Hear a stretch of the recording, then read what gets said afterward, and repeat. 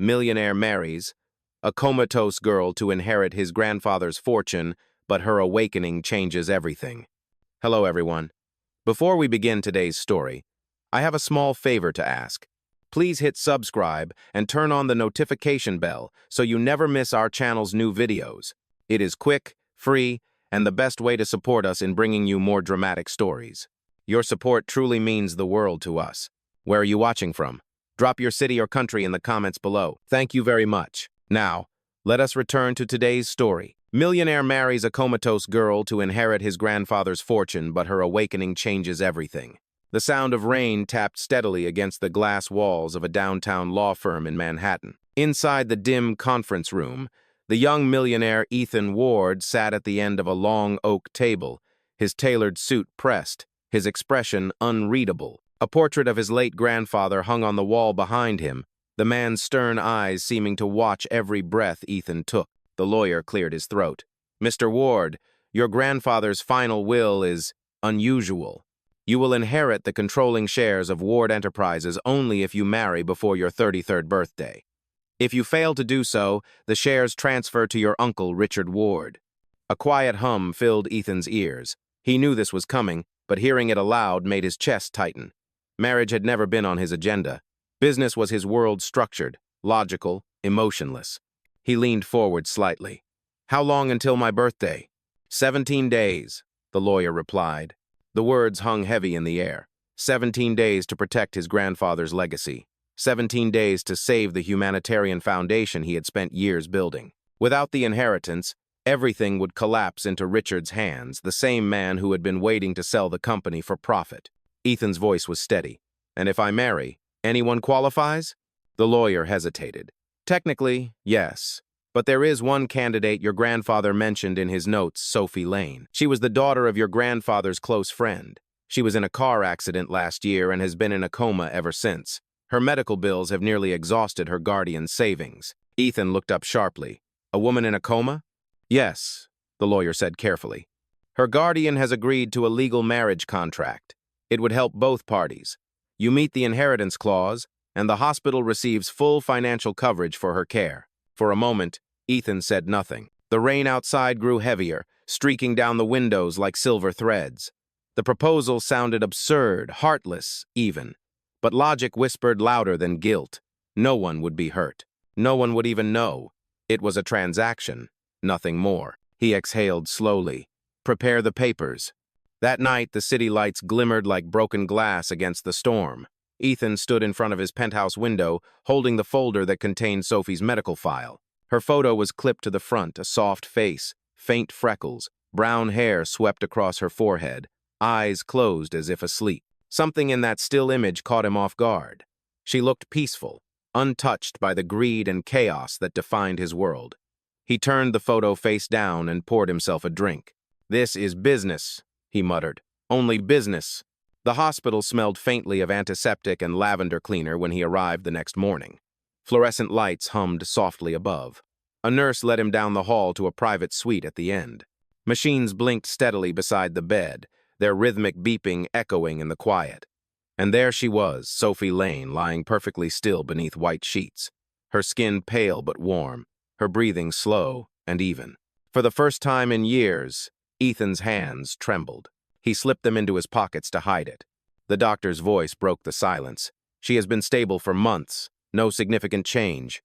Ethan nodded, staring at the fragile form before him. Somewhere deep inside, a part of him whispered that this was wrong. Yet another part, colder, trained by years of survival, reminded him why he was here.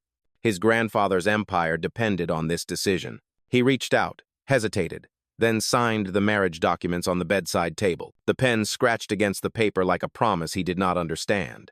When it was done, he looked at her once more. "You will never know my name," he whispered, "but you just saved my life." Outside, thunder rolled across the city, and for the first time, Ethan Ward, billionaire heir, master of control, felt a flicker of something he could not name. It was not love, not yet, but it was the beginning. The following week passed in silence, broken only by the hum of machines in Sophie Lane's hospital room. Ethan Ward returned every evening after work, each time telling himself it was only to sign another paper, another document to secure his inheritance. But every visit lasted longer than the one before. He began noticing things. A half-finished sketchbook resting on the bedside table, its pages filled with charcoal drawings of flowers, faces, and small quotes written in careful handwriting. One line stopped him. "You do not have to be perfect to be kind." He traced the words lightly with his thumb, unsure why they mattered. The nurse, an older woman named Claire, smiled at him one night. "You can tell she was an artist," she said softly. "She volunteered at the Children's Art Center before the accident, always said colors could heal." Ethan gave a faint nod but said nothing. He did not belong in a world of colors and kindness. His world was contracts, deadlines, and signatures. Still, he started bringing fresh flowers when he came. At first, it was out of politeness. Then it became habit. White lilies, daisies, once even a bunch of sunflowers that seemed out of place beside the sterile monitors. He never told anyone why. One evening, after a late meeting with the board, he found himself back at the hospital near midnight. The corridors were quiet, the air cool with the smell of disinfectant. He paused outside her room, unsure why he had come. Inside, the only light came from the heart monitor's soft glow. Sophie lay motionless, her chest rising and falling in steady rhythm. Ethan sat in the chair by her bed, loosened his tie, and exhaled. "I signed my name next to yours today," he said quietly. "They called it a marriage certificate, but it feels like a confession." He glanced at her still face, expecting nothing. The words slipped out anyway. "You probably would not have agreed to this. I would not blame you." And the monitor beeped steadily, indifferent. Yet somehow, the silence did not feel empty. He looked around and noticed a small detail he had missed before. A silver bracelet circled her wrist, engraved with 3 words, "Promise me light." His breath caught for a second. He did not know who had given it to her, but it pulled something loose inside him. The next morning at Ward Enterprises, tension filled the boardroom. His uncle, Richard Ward, had been waiting. "You married a woman who cannot speak, cannot consent, and you call that love?" he said, his voice dripping with mockery. "You are a disgrace to this family." Ethan met his gaze calmly. "I never claimed it was love. It was an agreement." Richard smirked. "Exactly my point. When this farce collapses, the company will be mine." The conversation ended with nothing resolved. Ethan walked out, the weight of every word pressing on him. For years he had believed success was measured by control. Now he was beginning to realize control was an illusion. That evening, he returned to the hospital again. Rain beat against the windows just as it had the day they met, if one could call it meeting. The nurse had left for the night, leaving only the rhythmic pulse of the monitor. Ethan stood beside the bed for a long time before finally speaking. "They think I am using you," he said. "Maybe they are right." He pulled a chair closer, resting his elbows on his knees. "But when I look at you, I see someone who lived for others. I cannot remember the last time I did." His voice trembled slightly and he pressed his palms together. "I do not know what kind of man that makes me, Sophie Lane. But if you could hear me, thank you for saving me, even without trying." He stayed there for hours, watching the rain. When he finally stood to leave, he noticed the smallest thing, a single movement of her hand, the faintest twitch of her fingers against the blanket. He froze. "Did you just?" he whispered. The monitor's rhythm continued, steady and strong, the same as always. He waited, breath held, but nothing else happened. Maybe it was a trick of light, a muscle reflex. Still, the image stayed in his mind long after he left. That night, in his penthouse overlooking the city, Ethan could not sleep. The rain had stopped, but thunder rolled far away, echoing like an unanswered question. On the table beside his bed sat her sketchbook. He had borrowed it earlier, intending to return it the next day. He opened to the last page. The unfinished drawing showed 2 hands almost touching, their fingertips just apart. Underneath it, in soft pencil, she had written, "Even when you cannot move, you can still reach someone." Ho! Ethan stared at the words until the first light of dawn crept through the glass. For the first time, he wondered if the girl who could not wake was already changing everything. Days turned into weeks, and the quiet rhythm of the hospital became the only part of Ethan Ward's life that felt real. He continued visiting Sophie Lane almost every evening, though he could not explain why. He told himself it was to ensure the hospital staff did their job, or to maintain appearances in case the press ever found out about his unusual marriage. But deep down, He knew those were lies he used to silence the growing unease inside him. He started reading to her. At first, it was business reports or news articles, cold, logical things that matched the world he came from. But one night, his voice stumbled over the words. He set the papers aside and looked at her. "You would hate this," he said softly. "Numbers, profit margins. You lived through art. Maybe I should try your language for once." The next day, he brought one of her sketchbooks from home. The pages were filled with unfinished drawings, hands, flowers, faces blurred by time. He sat beside her and whispered, "Teach me what you saw." His voice cracked, quiet but sincere. He began sketching clumsily beside her, copying the shapes she once drew. It felt foolish at first, but something about it calmed him. Each line seemed to pull him away from the chaos of the boardroom and closer to the stillness that surrounded her. The nurses began to notice.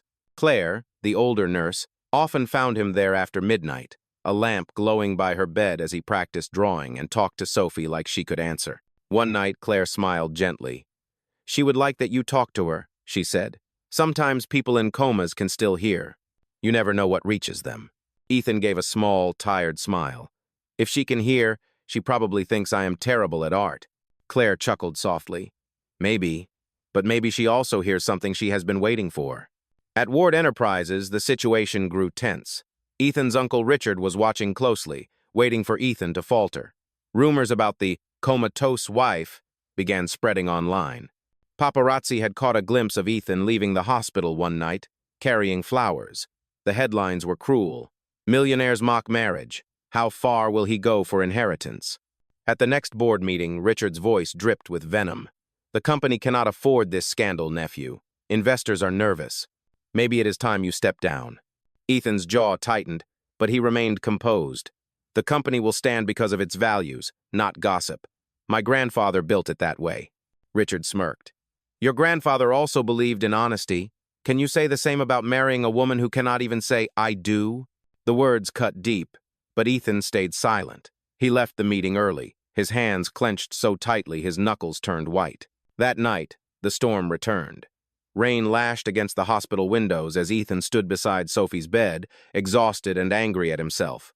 "They are right," he whispered. "I did this for power, for a name, and now I am losing both." He sat down, elbows on his knees, staring at the steady rhythm of her breathing. "But when I am here, none of it matters. I do not know why." His voice broke. "You are supposed to be the one who cannot wake up, but somehow I am the one asleep." He lowered his head, eyes burning. Then, suddenly, he felt a faint pressure against his fingers. His breath caught. He looked down. Sophie's hand, the same hand that had been still for months, was curled slightly around his. For a long moment he did not move. The monitor continued its steady beeping, but the world around him seemed to stop. "Sophie?" he whispered. Her fingers twitched again, just barely. He pressed the call button, his voice shaking. "Doctor, someone come quickly!" Within moments, the room filled with footsteps. Dr. Harris and a team of nurses rushed in, checking the monitors, shining lights into her eyes. Ethan stood back, heart racing, afraid to hope. Dr. Harris looked up at him after a long minute. "Her brain activity has increased. It is not full consciousness, but it is progress." Ethan let out a shaky breath, half laughter, half disbelief. "Progress," he repeated, the word trembling like a prayer. When the staff left, he remained beside her, still holding her hand. "You heard me, did you not?" he whispered. "You are fighting back." The rain outside began to fade. In the quiet room, the rhythmic beep of the heart monitor felt different now, brighter, almost alive. Ethan leaned closer and said softly, "Take your time, Sophie. I will be here when you wake up." For the first time since he signed that contract, he realized it no longer mattered what the will said. Something inside him had already changed. And though she could not speak, Ethan knew she had just given him the only answer that mattered. The morning after Sophie's hand first moved, Ethan Ward arrived at the hospital before sunrise. The air still smelled of rain, and the city outside was just beginning to wake. Inside the private suite, the heart monitor glowed softly, steady and strong. For the first time since the day they married on paper, Ethan allowed himself to hope. Dr. Harris met him outside the room, holding a tablet filled with charts. "Her neural activity has improved significantly," he said. "It could be temporary, but it is promising." Ethan nodded slowly. What happens now? We wait, the doctor replied. Sometimes the mind needs a reason to return. Keep talking to her, Mr. Ward. It seems to help. When Ethan stepped inside, sunlight filtered through the blinds, touching Sophie's face with a faint golden glow. He sat beside her and whispered, "Good morning, Mrs. Ward." The words sounded strange but comforting. He had never used them before. "You caused quite a scene last night," he continued softly. "Half the hospital came running. That is one way to get attention." He smiled faintly at his own words. Somewhere deep inside, he felt something fragile but real, a connection growing out of the silence. Every day that followed, he came earlier and stayed longer. He read aloud from her sketchbook, describing each drawing as if narrating a story only she could hear. He told her about the city, about the children at the art foundation she once supported, about how her name still hung on the wall of the community center. He found himself confessing things he had never told anyone. "I used to think love was a weakness," he said one night, "a distraction that destroyed men like me. But sitting here, I realize it was pride that did that, not love." Oh. He ran a hand through his hair, his voice low. "If you can hear me, Sophie Lane, I want you to know I am sorry for marrying you for all the wrong reasons." The next morning, as he adjusted the flowers by her bed, her fingers moved again. Then her eyelids fluttered. He froze, afraid even to breathe. Her lips parted slightly, and a whisper barely escaped, hoarse, broken. "Where am I?" Ethan's heart stopped. He leaned forward quickly. "Sophie, can you hear me?" Her gaze flickered weakly, unfocused, before settling on his face. Confusion clouded her eyes. "Who are you?" He swallowed hard, every word caught in his throat. "I am—" The truth trembled on his lips, but fear silenced it. How could he tell her that he was her husband by contract, that their marriage existed only on paper? "I am a friend," he said finally. "You have been asleep for a while. You are safe now." She blinked slowly, trying to process the words. "A while?" she whispered. "Almost a year," he said softly. "But you are awake now. That is all that matters." Her eyes filled with tears, though she did not seem to understand why. "A year?" He nodded, voice gentle. "Rest. The rest can wait." The news spread quickly. Doctors called it a miracle. Sophie Lane, the girl who had been in a coma for nearly a year, was awake. The press swarmed the hospital gates, demanding statements. But Ethan kept her shielded, limiting visitors, protecting her privacy. His uncle, Richard Ward, however, saw an opportunity. "So the sleeping bride awakens," he sneered during a board meeting. "How poetic. What will you do now, nephew? Parade her for sympathy?" Ethan ignored him, but Richard's smirk lingered like poison. At the hospital, Sophie began rehabilitation, slow, painful steps toward strength. Ethan stayed through every session, watching her learn to walk again, speak again, rediscover the world she had left behind. Sometimes she caught him staring and would smile faintly.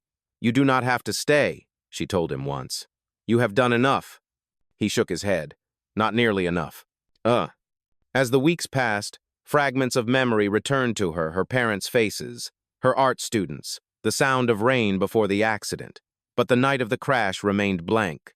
And the man who kept visiting her, the one who looked at her with guilt and something deeper, was still a mystery she could not name. One evening, as the sky burned orange over Manhattan, Sophie stood by the window, gripping the rail for balance. Ethan approached quietly, placing a small sketchbook in her hands. "You left this behind," he said. She turned the pages slowly, eyes softening at the sight of her own drawings. On the last page, she paused. The sketch showed two hands almost touching. Beneath it, the words she had written before the accident: "Even when you cannot move, you can still reach someone." She looked up at him. "You read this to me, did you not?" Ethan's breath caught. "Yes," he admitted. "Then you were not just a friend," she said quietly. "You were someone who cared." He smiled sadly. "Maybe a little more than I should have." The air between them shifted, gentle, uncertain, real. She reached out, her hand trembling, and placed it over his. "Then tell me who you are," she whispered. He hesitated, the truth pressing against his chest like a locked door. "Soon," he said softly. "When you are strong enough." She nodded, though her eyes searched his for answers he could not yet give. Outside the window, the sun slipped below the skyline, bathing the room in gold.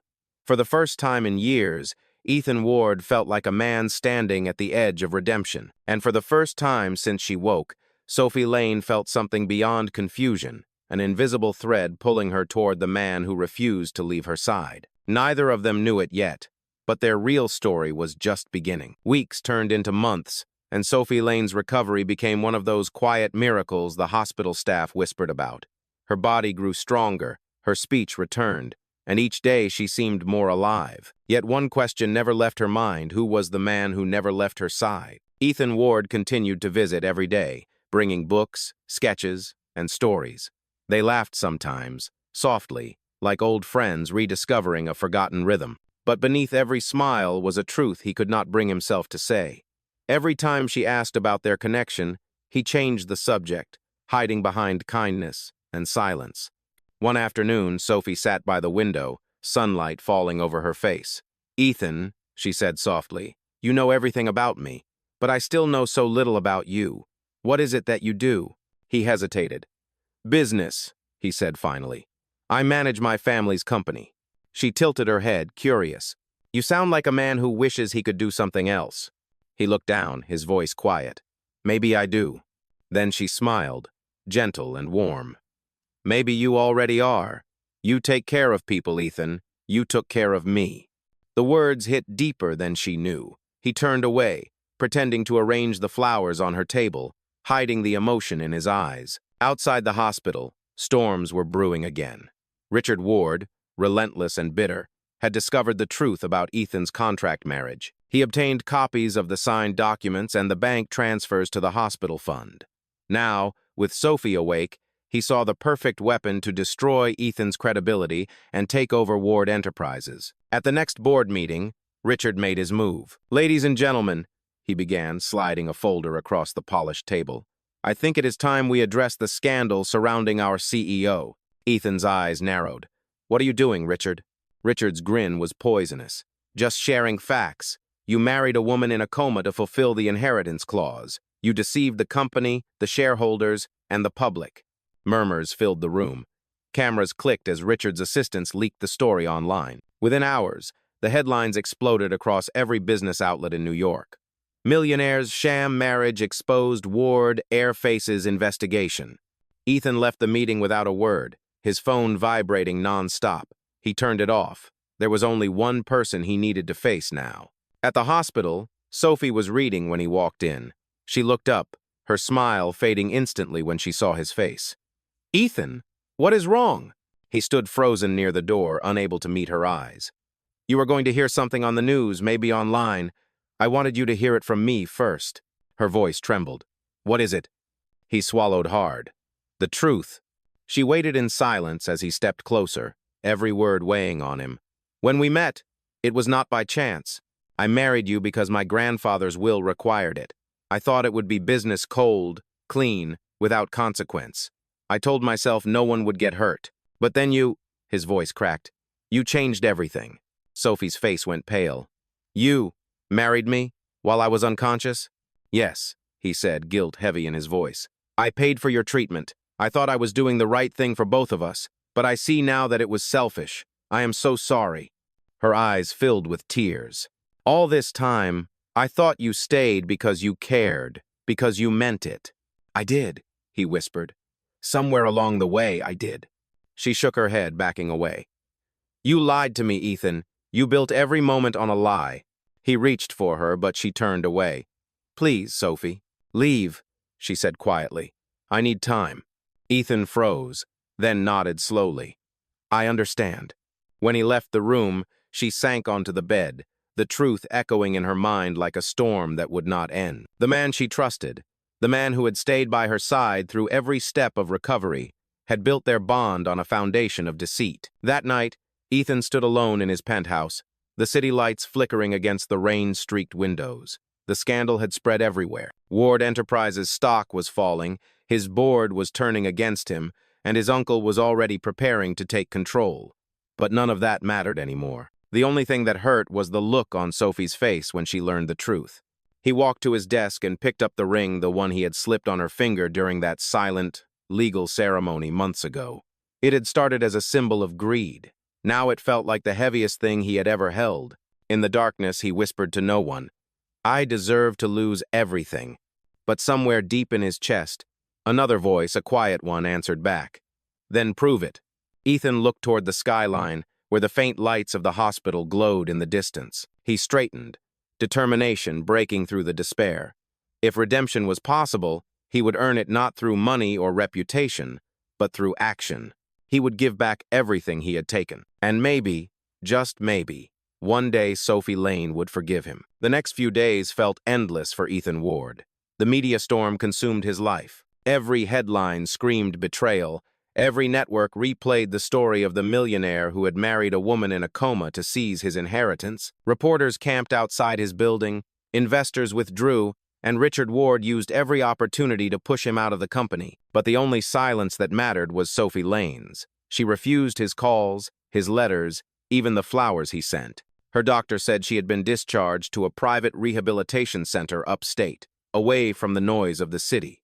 She needed peace, not reminders of the man who had hurt her. Ethan tried to continue working, but the office felt hollow. He sat behind his desk, staring at the sketches Sophie had left behind, the ones she had drawn before the accident, full of color and life. He realized that the empire he had fought to protect was nothing compared to what he had lost. So, he made a choice. He resigned from Ward Enterprises, effective immediately. He sold his shares, and instead of keeping the money, he redirected every dollar into a new trust, one that would fund rehabilitation programs for coma patients across the country. He named it the Sophie Lane Foundation. When the news broke, Richard was furious. "You are throwing away a fortune to save face," he hissed. Ethan's response was quiet but firm. "No, Richard, I am throwing away a fortune to save what is left of my soul." Months passed. The city slowly forgot the scandal, replacing it with newer headlines. Ethan disappeared from the spotlight completely. He worked quietly at the foundation, visiting hospitals, meeting families, and funding treatments that gave others the second chance Sophie had once been given. He no longer sought forgiveness. He only wanted to do right. One evening, while reviewing grant requests, he came across an application from a small art therapy center in Westbridge, the same town where Sophie had been moved. Attached to the letter was a brochure. On the cover was a photograph of children painting under soft light, guided by a woman with long brown hair tied loosely behind her shoulders. His breath caught. It was Sophie. The next morning he drove north, heart pounding as the city gave way to quiet countryside. When he arrived, he stood outside the center's glass doors, watching through the window. Sophie knelt beside a young girl, helping her mix colors on a palette, her laughter soft and genuine. She looked free. She looked healed. Ethan stayed outside for a long time, uncertain whether he should disturb her peace. Then, as if sensing him, Sophie looked up. Their eyes met through the glass.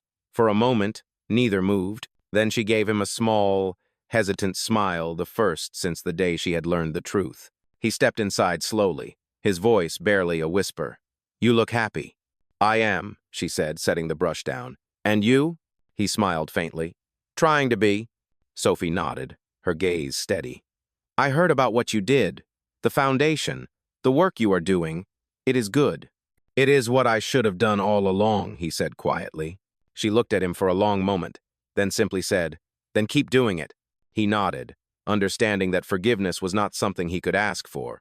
It was something he had to earn, one act of kindness at a time. Outside, the sun dipped behind the trees, painting the sky in shades of gold and rose colors Sophie would have loved to capture. And for the first time in months, Ethan Ward felt the faint, steady warmth of hope. Weeks passed after their quiet meeting at the art center. Ethan Ward returned often, not to intrude but to help with the children's workshops. He cleaned paintbrushes, repaired broken easels, and drove supplies from the city. Sophie Lane never asked him to leave, but she never mentioned their past either. Their conversations stayed light about art, about the weather, about the children who came to paint every afternoon. One evening, after the last child left, Sophie stood by the window rinsing her hands. Her reflection glowed in the soft sunset light. "Why do you keep coming here, Ethan?" she asked without turning around. He hesitated, then said quietly, "Because this is where I finally see something real. No contracts, no inheritance, just life." Sophie turned to face him. "And what about guilt? Is that gone too?" He shook his head. No, but it does not control me anymore. For a long moment, they said nothing. Then Sophie walked to a nearby shelf and picked up a familiar object, a silver bracelet engraved with the words, "Promise me light." She held it out to him. "I found this among my things," she said softly. "You kept it safe when I could not. That means something." Ethan looked at the bracelet, then at her. "You do not owe me anything, Sophie." "I know," she replied. "But forgiveness is not something we owe. It is something we choose." "Oh." She stepped closer and fastened the bracelet around her wrist again. "I am choosing to let go." Ethan's breath caught. "Does that mean—" "It means you can stop punishing yourself," she said gently. "You already became the man my grandfather wanted you to be, even if it took the wrong beginning to get there." A quiet smile touched his lips. "Then maybe there is hope after all." Sophie looked out the window again, where the evening light shimmered like brushed gold. "There always is," she said. "Sometimes it just takes waking up to see it." In the quiet room filled with the scent of paint and sunlight, Ethan Ward finally exhaled free, for the first time in his life. Several months later, autumn painted the trees outside the Westbridge Art Center in shades of amber and gold. Life inside the center moved gently, children laughing, brushes tapping softly against canvases, the air carrying the scent of paint and hope. Ethan Ward had become a quiet fixture there, working beside Sophie Lane like he had always belonged. One Friday afternoon, Sophie found him repairing a broken easel near the back room. "You could hire someone to do that," she said teasingly. He smiled without looking up. "Maybe, but this way I earn my coffee." She laughed, a sound he had not realized he missed until that moment. Then her expression softened. "Ethan," she said, "there is something you should see." She led him to a small table where a sealed envelope waited. Across the top, in neat handwriting, were the words, "From the estate of William Ward." Ethan froze. It was his grandfather's handwriting, familiar, firm, unshakable. Sophie handed it to him gently. "It was sent here last week. I think it is for you." His fingers trembled as he broke the seal. Inside was a short letter, and with it, a folded document. The letter read, "Ethan, if you are reading this, then you have already learned what true legacy means. I never wanted you to marry for wealth, but for purpose to understand that love without integrity is just a transaction. If you found it, the inheritance is already yours in a way money could never define." Ethan's throat tightened. The document attached confirmed it. The remainder of the family trust had been redirected, not to him personally, but to the Sophie Lane Foundation in perpetuity. He looked up at her, eyes wet. "He knew," he whispered. "He knew how this would end." Sophie smiled softly.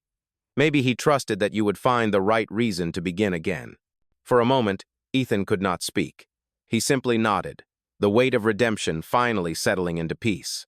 Outside, the wind carried the first leaves of the season across the sky like old promises finally set free. Winter came quietly to Westbridge. Snow dusted the rooftops and softened every sound, wrapping the art center in a gentle stillness. Inside, the fireplace glowed warm, casting a soft golden hue over the crowd gathered for the grand reopening of the Sophie Lane Foundation for Art and Recovery. Children ran between easels, their laughter mingling with the faint music that played in the background. On the wall hung Sophie's final restored sketch, the two hands almost touching, the same one Ethan had once found unfinished in her book. But now, the drawing was complete. Their fingers met in the center, joined by a single beam of light. Ethan stood beside her, his suit dusted with snow, his expression calm. "You finished it," he said quietly. Sophie smiled. "We finished it." The crowd gathered around as she took the stage. "A year ago," she began, her voice steady but full of emotion, "I woke up to a world I barely remembered. But I also woke up to a truth that sometimes the hardest journeys lead us exactly where we are meant to be.